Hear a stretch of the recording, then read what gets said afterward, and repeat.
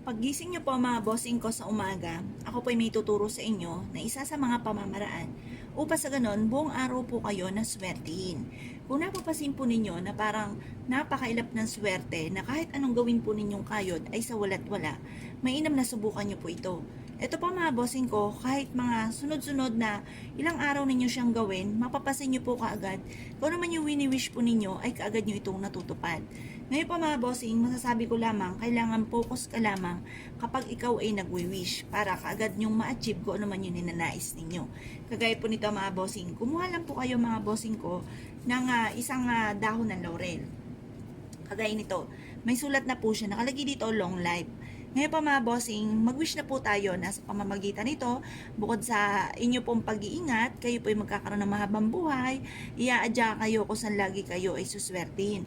Pero pwede rin naman na isulat po natin dito, halimbawa, 5 million